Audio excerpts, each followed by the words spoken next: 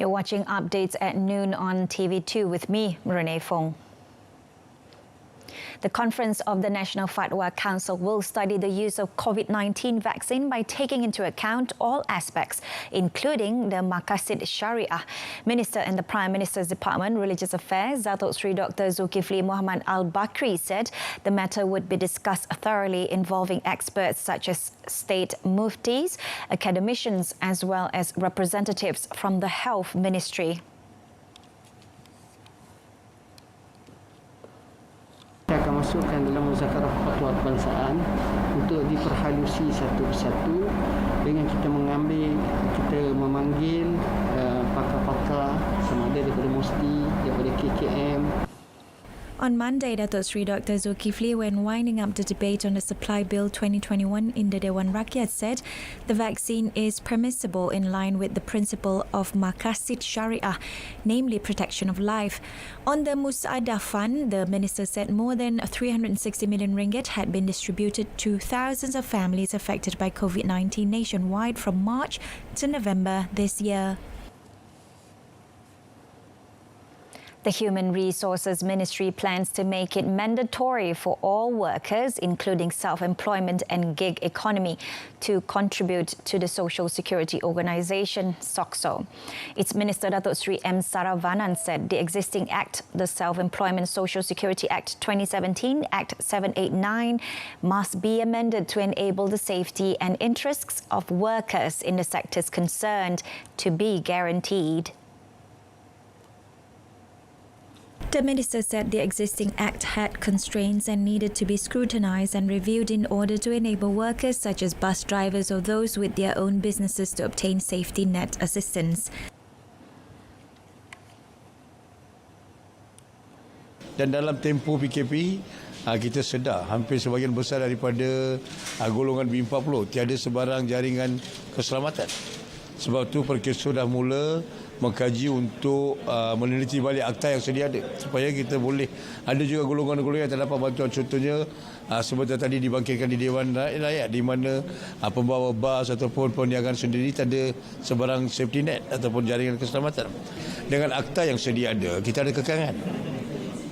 Maka saya telah minta ahli lembaga Perkeso mengkaji dan kita akan bawa ke jawatan kabinet untuk membuat perubahan, seterusnya akan bawa ke parlimen untuk menukar akta. The minister said this during the handing over ceremony of rehabilitation benefits to an insured person at the Ikhtar Building, Kuala Lumpur Hospital. Budget 2021, which includes a 620 million ringgit allocation for school maintenance, should be approved to ensure a conducive learning environment for students. Senior Minister for Education, Dr. Razzie Jidin, said based on his previous visits to schools throughout the country, there were dilapidated schools that require immediate maintenance. Speaking at a media conference regarding the budget 2021, the senior minister said the current COVID-19 preventive measures, including physical distancing, require schools to optimise every available classroom. Bila kita pergi melawat sekolah-sekolah, ada bilik darjah yang tak boleh dipakai sebab bocor dah bertahun-tahun. Bertahun-tahun kita nak buat penjarakan fizikal. Bila nak buat penjarakan fizikal, kena ada bilik darjah yang lebih. Kerana sebelum ini kelasnya 40 orang nak kena pecah 20-20. In the budget 2021, 620 million ringgit was allocated for school maintenance under the supervision of the Education Ministry MOE throughout the country. Currently, there are 10,233 schools under the supervision of the MOE, including 8,293 government schools and 1,930 government-assisted schools.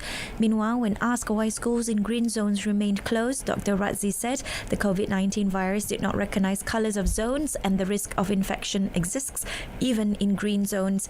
He said the decision to close schools was made based on studies on COVID-19 infections involving schools and workplace clusters that involve parents and guardians.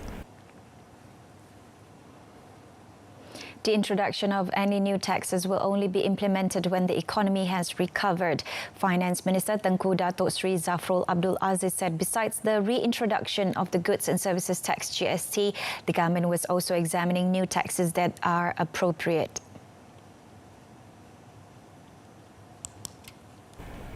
In an interview with the Terengganu Strategic and Integrity Institute on Budget 2021 that was telecast live on TV Darul Iman Facebook page, the minister said at this moment the country was in the process of an economic recovery and it was inappropriate to implement a new tax.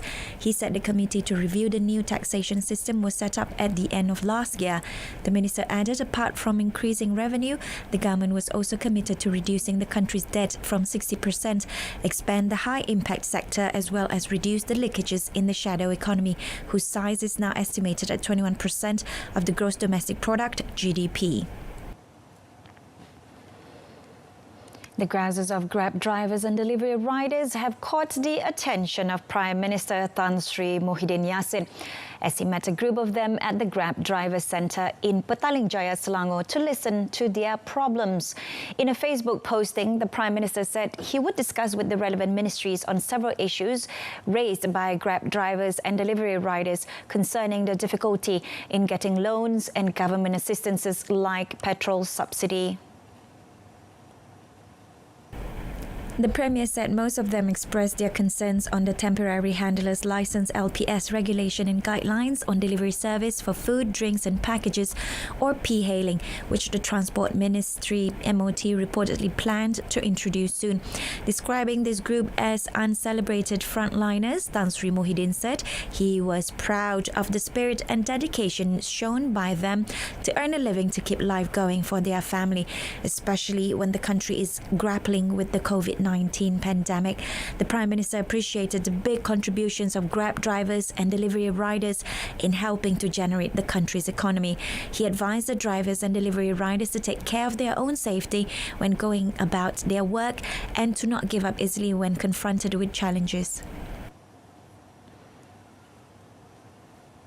The shootout at the Malaysia-Thailand border between two General Operations Force GOF personnel and a group of drug smugglers yesterday morning happened spontaneously.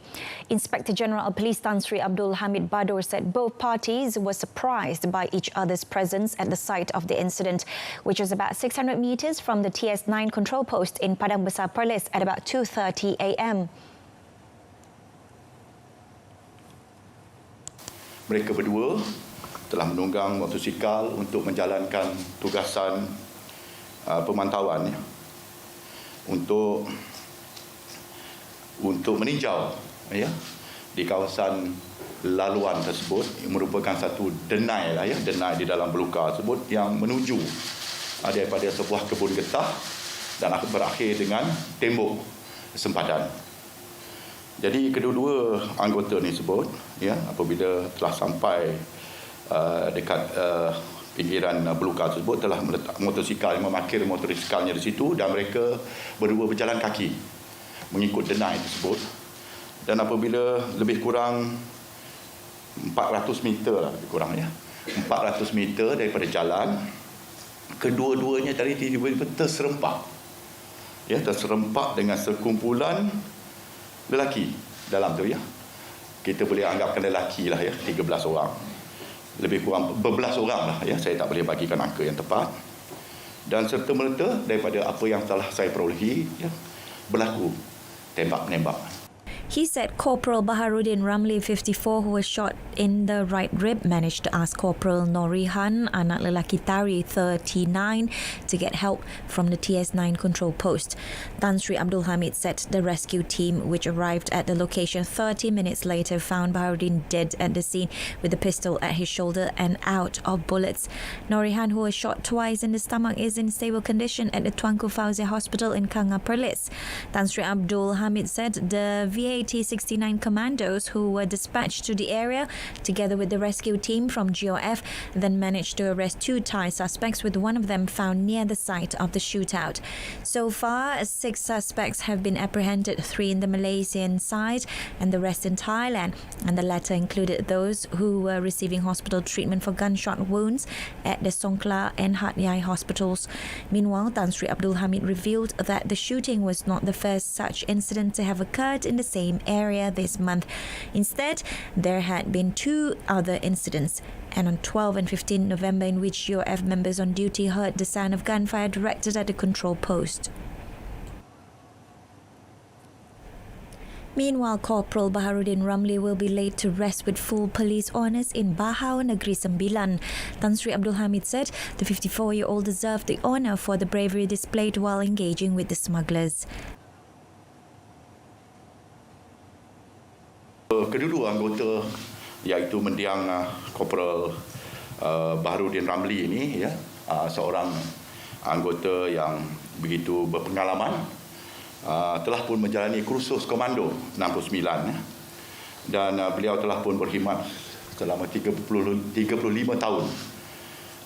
Dah 3 kali menerima surat penghargaan di atas perkhidmatan yang cemerlang.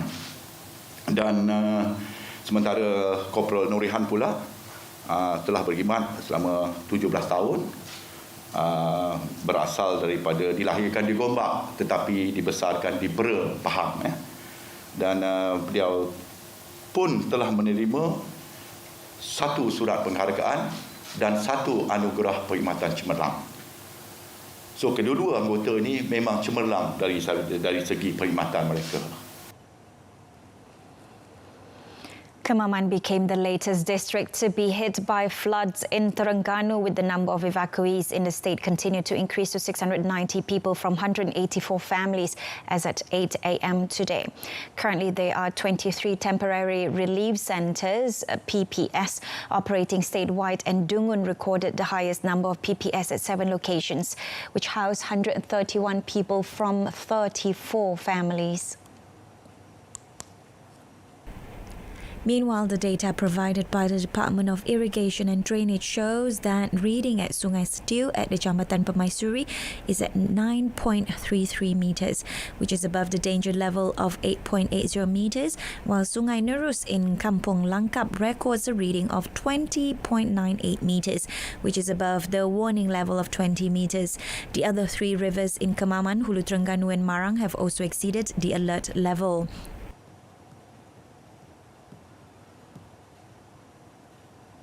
In Kelantan, the number of flood victims at the 2 relief centres in Kuala Krai increased to 14 people, involving 3 families this morning from only 6 people yesterday. According to the Social Welfare Department's Info Bencana, a relief centre at Sekolah Kebangsaan Banggol Guchil was opened to accommodate the additional flood victims. According to infobanjir.water.gov.my, as at 8 a.m. today, the water level in Sungai Kelantan at the flood measuring points in Kuala Krai, Kusial Baru and Kusial, both in Tanah Merah, has exceeded the alert level, though in Kuala Krai it is reported to be receding. The water level in Sungai Golok in Rantau Panjang, Pasir Mas, has also risen above the alert level. Meanwhile, the Malaysian Meteorological Department Met Malaysia has issued an orange weather warning with continuous heavy rain in the 3 states in the east coast of Peninsula until Friday, involving 5 areas in Kelantan, namely Kota Baru, Bachok, Machang, Pasir Putih and Kuala Krai, apart from Terengganu and Kuantan, Pahang.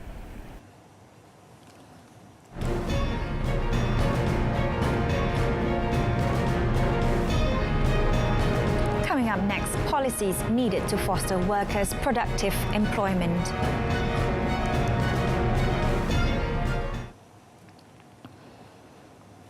Policies are needed that foster workers' productive employment, such as enhanced opportunities for training and lifelong learning.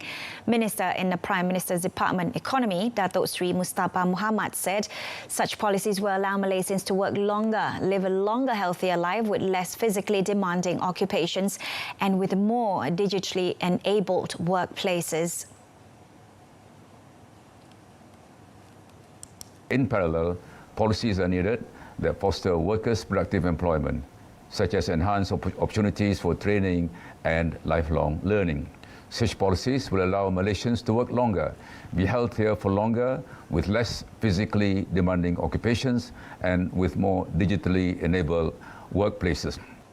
Speaking at the launch of the World Bank report dubbed A Silver Lining, Productive and Inclusive Aging for Malaysia through Facebook Live, Datuk Sri Mustafa said more than 7% of the country's population will be aged 65 and above in 2020, which means Malaysia is becoming an aging society.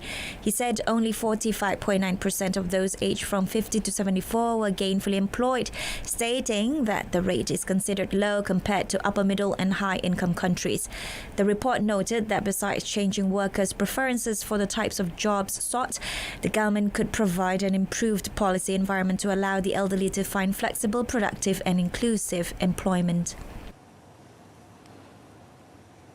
Some 40 production companies have received offer letters for funds totaling 13.927 million ringgit from the National Film Development Corporation's FINAS Digital Content Fund DKD under the Creative Industry Immediate Economic Action Plan Pelaksana.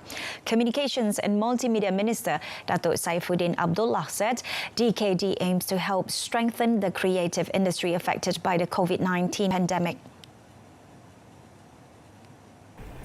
The minister said its objective was to regenerate the country's creative industry economy through cooperation with the private sector, involving local television and broadcasting stations, and increase ownership of copyright content among local publishers for future profit generation. Speaking at an online ceremony of the handing over of the Pelaksana DKD offer letters in Putrajaya, Datuk Saifuddin hopes all DKD recipients could produce quality creative work as well as revitalize this industry and moving on to the international stage. He said the ministry through FINAS had always supported and assisted industry players, particularly through the Pelaksana initiative, to ensure the creative industry continues to grow despite being affected by the COVID-19 pandemic. The minister further expressed hope that through the 12 Malaysia Plan 12MP to be launched next year, the government will allocate 550 million ringgit for DKD to boost the creative industry, including film, music and animation.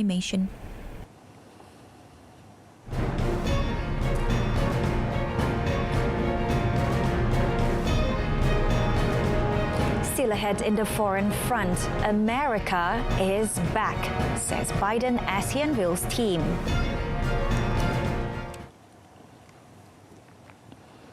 Donors demanded an immediate ceasefire in Afghanistan yesterday as they pledged around $12 billion in aid over 4 years, but tied their money to civil rights being upheld in peace talks with the Taliban.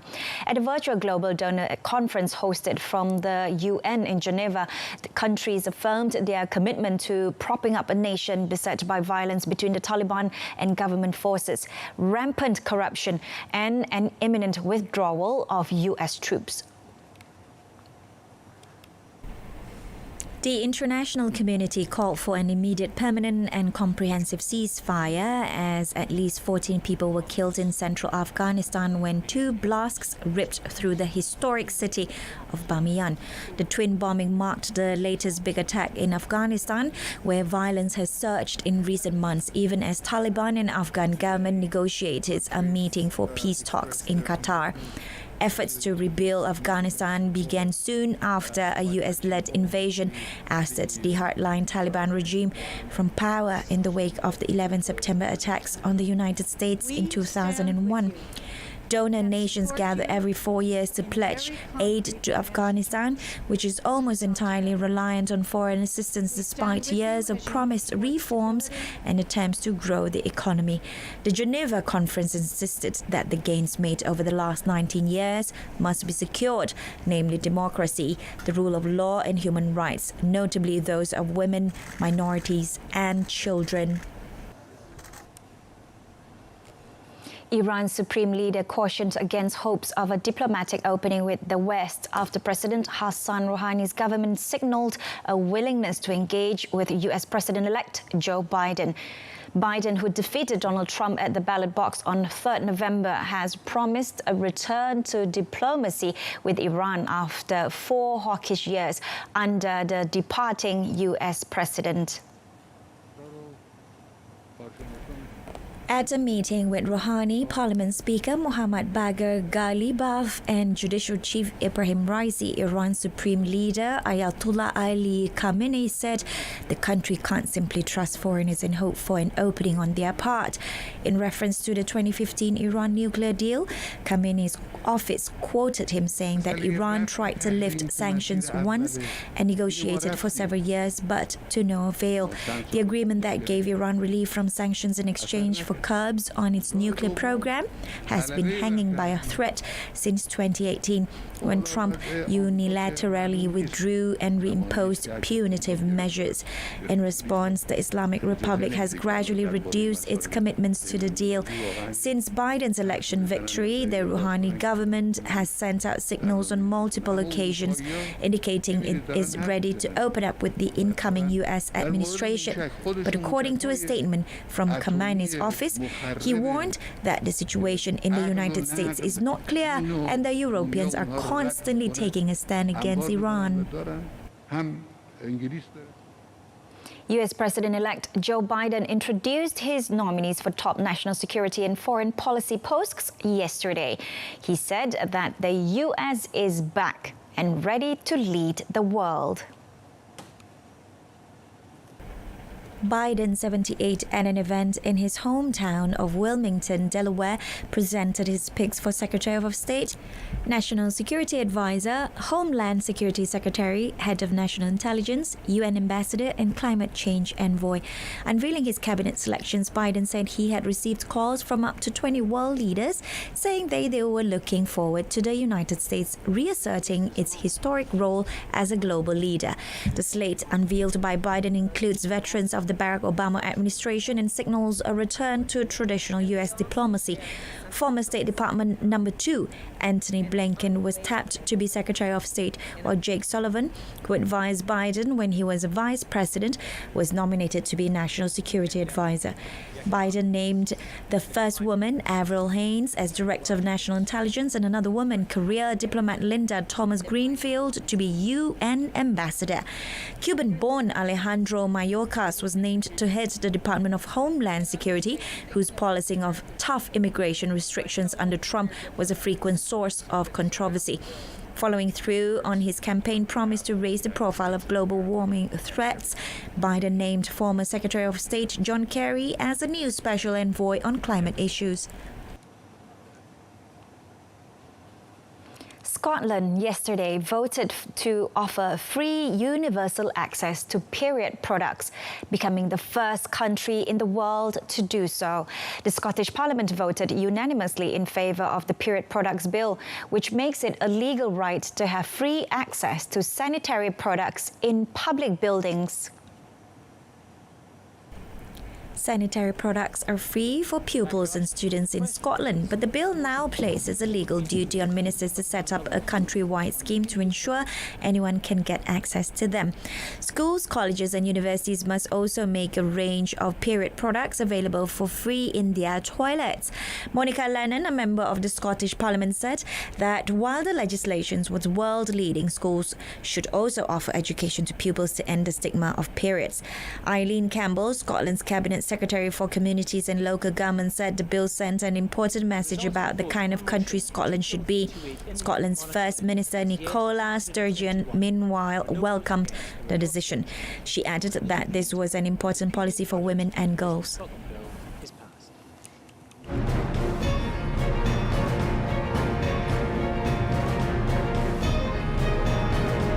Coming up in sports, Giroud winner puts Chelsea in knockout stages while Ronaldo matches Messi's Champions League record.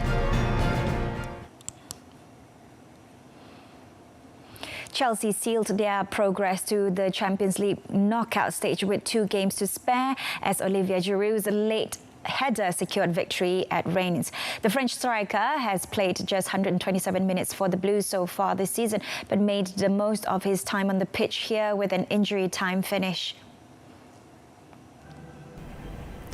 Reigns, who have 1 point, had their moments but were largely kept at bay by Chelsea goalkeeper Edouard Mendy, who left the Brittany club for Stamford Bridge in September and made a number of outstanding saves. The visitors should have gone in front inside 4 minutes as Timo Werner inexplicably blasted over from close range with the goal gaping. They eventually did grab the lead midway through the first half though, when Mason Mount's pinpoint 50-yard pass behind the Reigns defence allowed Hudson Odoi to sprint clear before he showed excellent control and provided a cool finish past Alfred Gomez. Gomez saved brilliantly from Mount, but it was Mendy who was the busier of the two goalkeepers. He was finally beaten on 85 minutes as Gurissi was left unmarked at a corner and powered his header into the net. It looked to have sealed a point for the home side, but when Reigns gave up possession just outside their box, Hakim Ziyech set up Werner, whose shot was saved by Gomez, only for substitute Giroud to head in the rebound at stoppage time. Elsewhere, Manchester United edged closer to Champions League progression thanks to a 4-1 win over Istanbul, Başakşehir at Old Trafford. United had suffered a shock 2-1 defeat in the Turkey prior to the international break that provided Group H rivals RB Leipzig and Paris Saint-Germain with encouragement. But Ole Gunnar Solskjaer's men bounced back at Old Trafford. It took United just 7 minutes to begin the scoring, and they did so in style. Fernandes lashing a ferocious half volley in off the crossbar from just outside the box after Başakşehir partially cleared the corner. The Portugal star was in the right place at the right time 12 minutes later, on hand to tap in front close range when Başakşehir goalkeeper Femi Mertigunak inexplicably spilled a routine cross. Fernandes might have had a hat-trick just past the half-hour mark, but he allowed Marcus Rashford, who earlier had an effort disallowed for offside, to take the penalty that the England international had won following a foul by Boli Bolingoli. United lost Victor Lindelof to an apparent injury at the break, and Başakşehir quickly looked to put a bit of pressure on them, with Vizca forcing David De Gea to tip a fine effort around the post. Başakşehir enjoyed more pressure late on, with Tarek's free kick crossing the line despite De Gea's best efforts, as he became the first player to score direct from a set piece in the Champions League against the Red Devils since March 2010. Vizca then rattled the bar from distance as United began to flag, but the turnaround was beyond the visitors, with Daniel James making certain in injury time as Mason Greenwood set him up for a simple finish. In Italy, Alvaro Morata's late header lifted Juventus into the Champions League knockout stages as Andrea Pirlo's side claimed a last-gasp 2-1 win over Ferencváros. The Hungarian Minos took a shock lead through Mirto Uzuni after he finished smartly from a cross to break the deadlock inside 20 minutes. However, Cristiano Ronaldo made sure Juve weren't behind for long when he equalized 15 minutes later with a superb long-range effort to level things back up before halftime. It was the Portuguese talisman's 70th goal at home in the group stages of the Champions League, a joint record he currently now holds with Lionel Messi. That's it from us this afternoon. In our top story, thorough study to be conducted on use of COVID-19 vaccine. News at 10 comes on this evening on My Freeview's Berita RTM News channel. I'm Renee Fong. Thanks for watching and have a pleasant afternoon.